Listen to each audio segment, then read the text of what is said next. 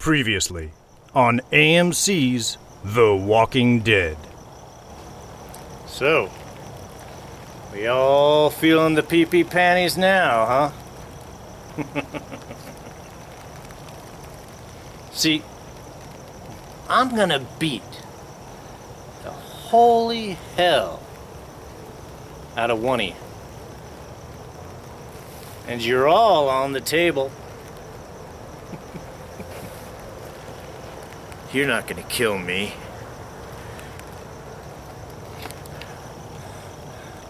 Oh yeah? I'm the lead. I'm probably the one person you can't kill. Me and Coral. He's right. I mean, besides, you don't kill kids. Even you have a code. No kids. And no women. Even a badass girl like myself. I'm not wearing blackface. That's racist.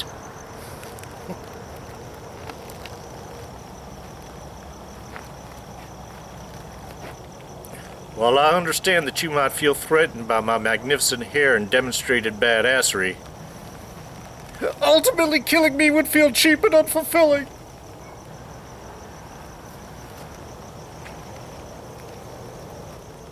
Well, this is supposed to be someone significant. I've been barely more than a background player this season. I mean, you probably forgot I was even here, right?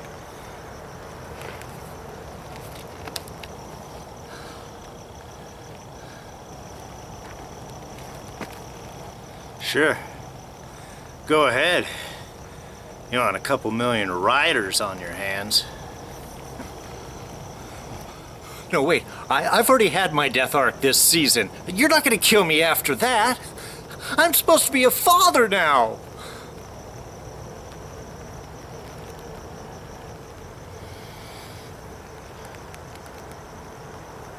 Killing the biggest guy here's a bit on the nose, don't you think? Sure, some people think I should have died instead of Denise. But things are changing for me. Just moved on from Rosita here. Got a new thing going on with Sasha. Heck, I even forgave Eugene for being such an idiot. It's a new day for... truck nuts. Looks like we got ourselves a winner.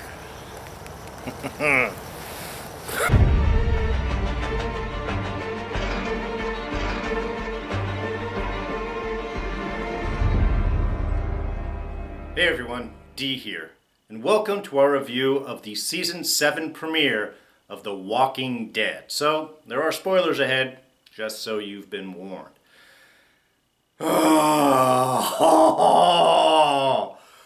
Okay, wow, that was a lot. That was an amazing episode, amazing and intense and draining and everything that and more, I think, than what we could have expected. In all fairness, the opening bit that you saw for this review, I did shoot last week. I had, of course, my anticipation and theory on who was going to be Negan's victim. Hopefully you can see that with time, a little levity will help brighten very dark hearts, because that's what this episode brought. From the get-go all the way to the end, it was an emotional gut punch that then dragged you behind the RV through masses of walkers before depositing your messed up body at the feet of your friends. That is exactly how this episode felt. Really just intense from the get-go. The flashbacks, the emotional drag that was really being conveyed, I think, matched perfectly. There was not any of that. There was no victory anywhere in this episode for our gang. And we are used to seeing, even I think in even darkest times, that there is some light of hope. There is some positive end. And that was not here.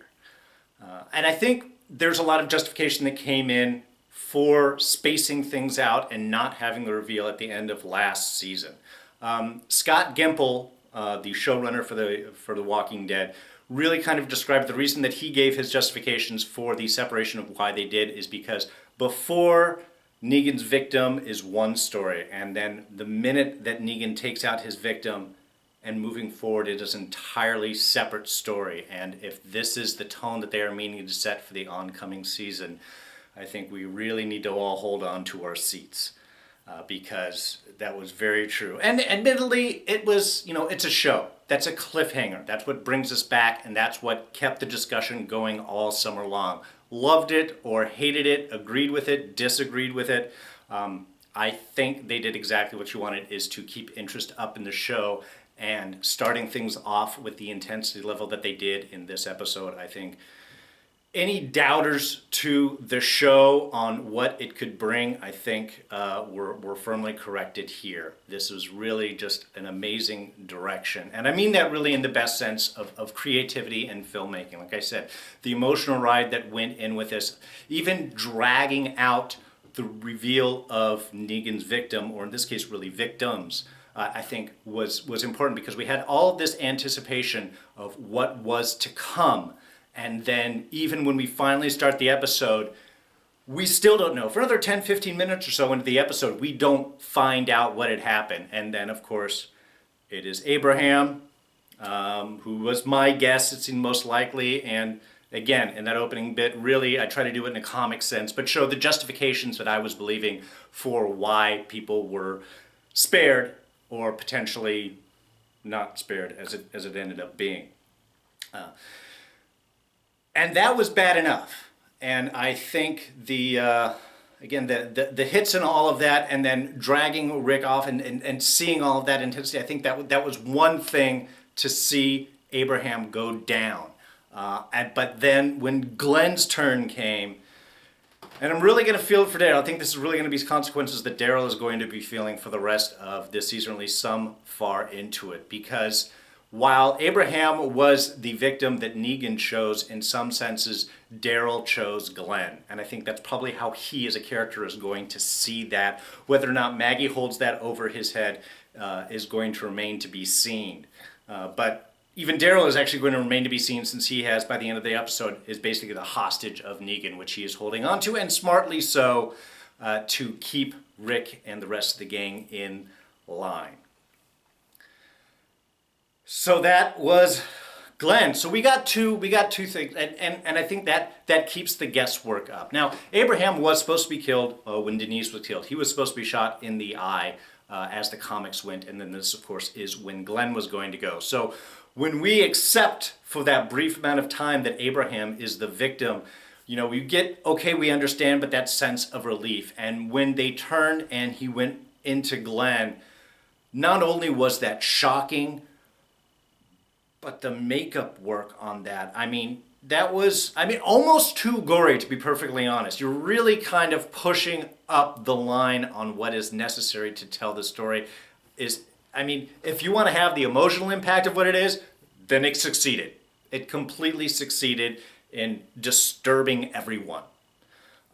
With his eye coming out, and the most of it, and I think that was the great other side that Jeffrey Dean Morgan was bringing with Negan's character into this, is he's laughing at every stage in the game. He is laughing at the horrors and the chaos and the death that he is raining down on everyone.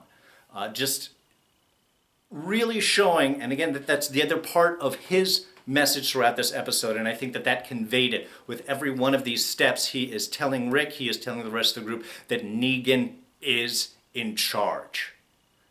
There is no second guessing. This is not a governor that's going to let you guess. This isn't anyone that may even just shoot you. This is someone that will kill you, that will torture you, that will make you torture your friends, your loved ones, your child, in order to get his point across. This is a man that has just a lack of depth of empathy on any level. Might have a code of some sort. In the comics, he does. Like I said in the opening of the episode, there is a certain code that the character has. But that is a very thin line in drawing with such a nasty, nasty creature.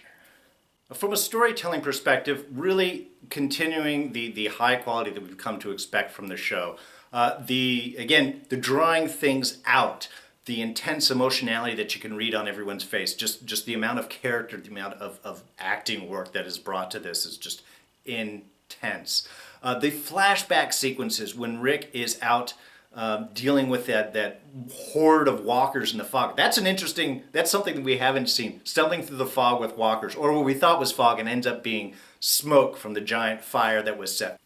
First of all, that was just a beautiful shot, just doing all of that. And then the flashback moments that are all very quick, moments of every character's life in black and white flashing through Rick's mind. Amazingly done. And then when he finally gets on top of the RV and turns, and as the smoke clears, there is that one, now a walker, that one guy that was hung there. Just as a walker now, just reaching for him as he's dangling by the neck. If there is any image that conveys the intensity of this episode, it is right there. Well, that and Carl's hand, which was also frightening. And again, that pushed Rick to making the point. Now, from the very beginning, when he pulled out the hatchet and he had dragged Rick into the RV, I was wondering if Rick was going to lose his hand here. I mean, it's hard enough losing one person, and then you lose actually two people. All that is massively intense, really changes the show. But in the comics at this point, Rick has already lost his hand. And there was some question of whether they were going to do that. Ultimately, that's a difficult effect to pull off every week. I mean, first of all, then you got to do, the covering and the glove and do the blue screen and everything. When you're limping around, when it's a foot or something like they had with Herschel, that's one thing. With the hand, that limits what you can actually do, physically interact with, grab, move things. So from a practical standpoint, that's one of the reasons they haven't done it yet. I don't know if they are going to in the future, but throughout this episode, that's really what I thought. When he mentioned the hatchet at first and dragged him off, that he was going to chop off his hand. And then the whole scene up in the RV, I thought even by the end of it, he was going to chop off his hand. And then when it comes to the very end, and he's going to cut off Carl's hand, I'm like, what? He's already lost an eye, now you're going to have to lose his hand? And so is Rick's response to that going to be to cut off his own hand? And really, I thought somebody was losing a hand. So the fact that it carried up to that point, and that's when Negan stopped him and said, okay, now that's the look that I'm looking for. Now that is the emotional bit. Please do not make me cut off my child's hand. That was the message that Negan was trying to make to Rick. Again, I am in control. Do not fight back. I mean, Daryl threw a punch and that cost Glenn his life.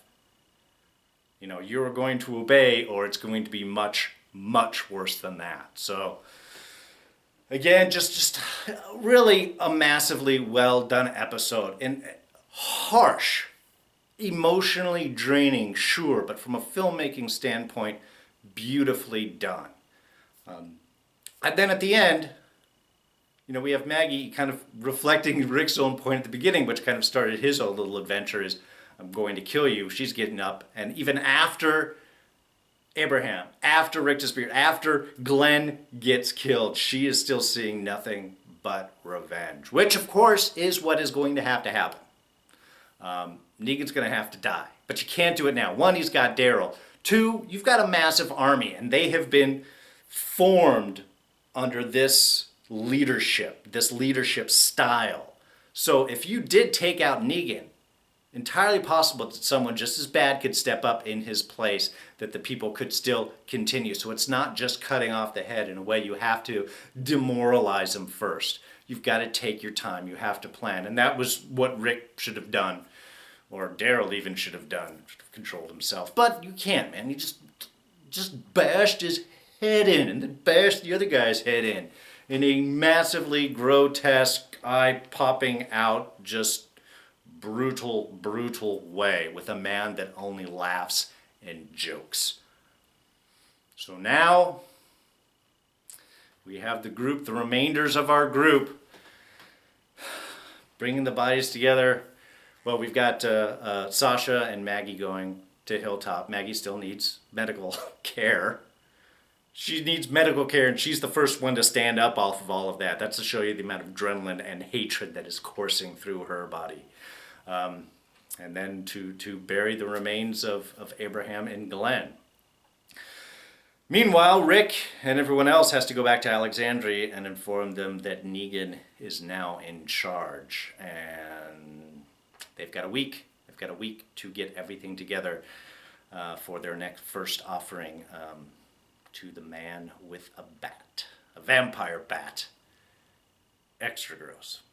Oh, and just real quick, I want to give a big shout out and thanks to my wife, Carolyn, who helped me with all of the costuming gathering and helping out shooting when I needed an extra hand for that opening little bit there.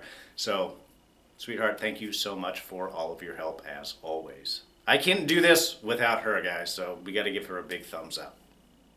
And one last little quick note, even though it's sort of set in darkness, the vision of the future that will never be at the end with everyone around the table eating, it was a nice moment, even within all of that darkness, to get a chance to see that and to see Abraham and Glenn. I'm literally getting choked up right now talking about it. With the kid and everything, it was a nice way to say goodbye. I'll be right back. Okay. I'm good. I get teared up at Hallmark commercials, okay? We just said goodbye to Glenn, who's been with us from the beginning. So, anyway, I'm going to leave it at that. I hope you guys did enjoy the opening, as intense as it was. I think we really have a lot to look forward to for this season. I think they're really maintaining the quality and really showing that they are willing to put the show into new areas and to keep us invested in all the characters and what is going on. So that's it. Please press like if you enjoyed any of this at all. You can hit the subscribe button right over here. I still have a digital poster right now. I haven't been able to find a new one for season 7 that I like yet, so I'm going to use this for right now until I can get an actual one. So, but there's a subscribe button right here. You can go ahead and press that. Comments in the section below. Please feel free to share any of your thoughts that are going on right there. I think we all need to kind of bond together to get through these moments. And I think we're just going to wrap that up right there. So, you can always catch me on Twitter and Instagram. I'm at Darren Jakes. Otherwise, I'm D, and I'm a bit shook up. And I will see you guys next week. Take it easy. Bye-bye.